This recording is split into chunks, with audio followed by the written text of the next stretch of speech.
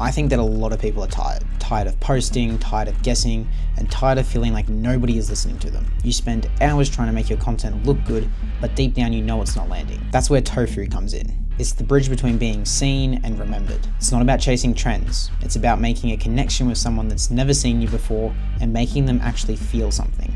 In this video, I'm going to show you exactly how to dial in your top of funnel content so you can stop shouting into the void and start building an audience that actually cares about you. Most people overcomplicate tofu marketing. It's really not that hard because at the core, tofu or top of funnel content is just what brings new people into your world. It's about getting new eyes on you. It's about bringing in your dream follower and creating content that isn't just educational.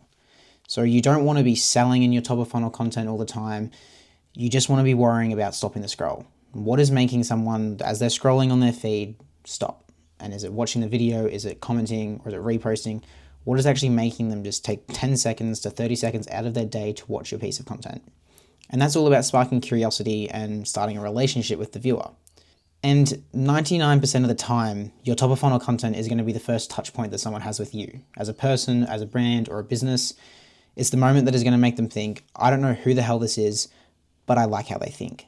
And if you can master tofu content, it becomes the engine that just consistently brings in new views, new eyes, and generates just a bunch of attention and energy for your brand. It's really important that you understand where tofu sits in your entire marketing funnel because there's top of funnel, middle of funnel, and bottom of funnel content. And they're all very important. The main thing that I see brands get confused with is the difference between top of funnel content and middle of funnel content. And they kind of mix them up a little bit. Top of funnel content is all about attention and discovery. It's designed to reach new audiences and make them stop scrolling. It's emotional, relatable, and built to connect fast. So you want to be thinking about stories, quotes, or insights that are going to be making people feel seen and making that dream follower think, he gets me. Whereas middle of funnel content or MoFu content is about trust and depth. It's where you start shifting from being seen to being understood. It's where you're educational, you're proof-driven, and you're showing why you actually do what you do. So this is where your kind of value, your breakdowns, your tutorial content all comes into play. So now that you kind of understand the difference between top of funnel content and middle of funnel content, you don't want to be getting them mixed up. They both play a very key and integral part in your overall content ecosystem and strategy, but the purpose of tofu content is connection, and it's not conversion.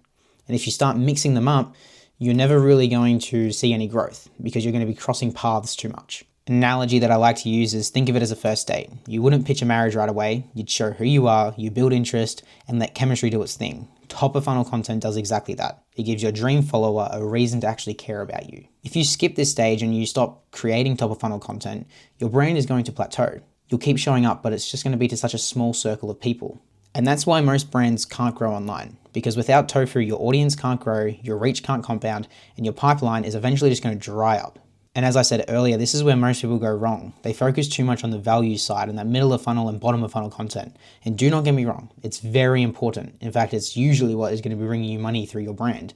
But middle of funnel, bottom of funnel content, and all this value, educational videos is what builds trust with people who already follow you. They're not going to be bringing in new followers to you. And that's why the creators who grow fast in the online world understand that reach builds the audience and value content builds the relationship. So if you're posting carousels or tips every day and you're sitting there wondering, why the hell is my reach flatlined? Well, it's because you're just posting middle of funnel content. You're not posting any top of funnel content that's going to be attracting any new people or any new eyes to your brand or business. You're not attracting your dream follower.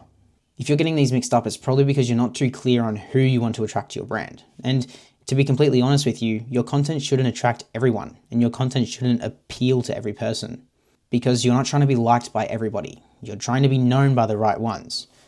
So the easiest way is to get clear on who you want to attract. Asking yourself, who is my dream follower or ideal client? What are they thinking? What are they feeling or struggling with right now? And what kind of content already earns their attention? And why is that? The goal is to insert yourself naturally into their feed, not force your way in. Because if you can get really clear on this and you start understanding why your followers are scrolling and what's going to make them stop, you can meet them halfway and you're already going to gain their attention. So now that you kind of understand the difference between top of funnel content, middle of funnel content, and the importance of top of funnel content, now the issue is making the top of funnel content, right?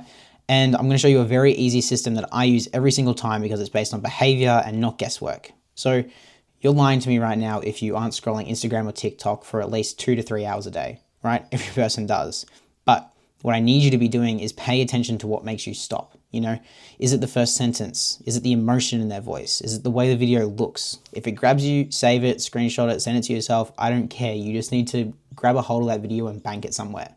Build a folder of content that caught your eye. And just remember, you're not copying it, you're analyzing it. Or, as the quote goes, good artists copy, great artists steal. But every time you save a piece of content, don't just save it and lie to yourself, oh, I'm analyzing content.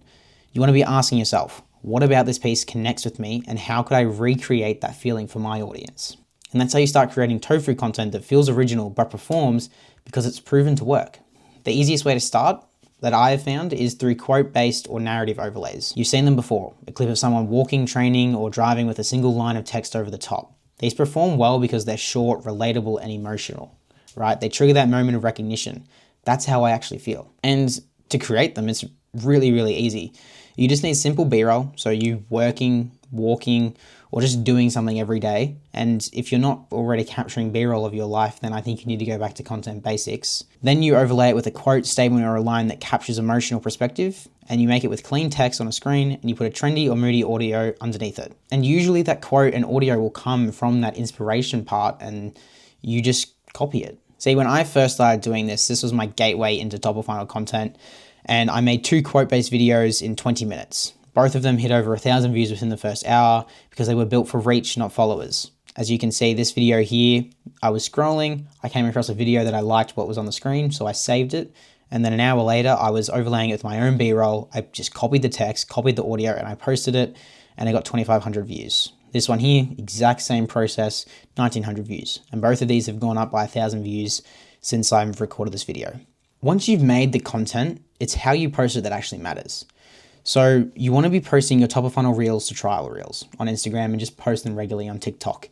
Because this option is telling Instagram, if you don't know already, to show your content primarily to non-followers. You're putting your content directly in front of people who haven't seen your videos before. So they're completely brand new to your brand. They don't even know your name. Pair that with a strong, relatable storytelling video or trendy audio, and you have a growth formula that's predictable. Relevant content plus non-followers seeing it equals new followers. It's not about luck, it's just about using the system intentionally. Now, I've just given you the system, but the hard part is actually staying consistent.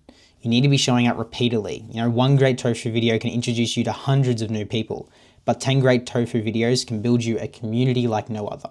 Consistency isn't just about frequency though, it's also about alignment. Every post should echo the same story, tone, and message your audience begins to recognize you for, the bigger you grow.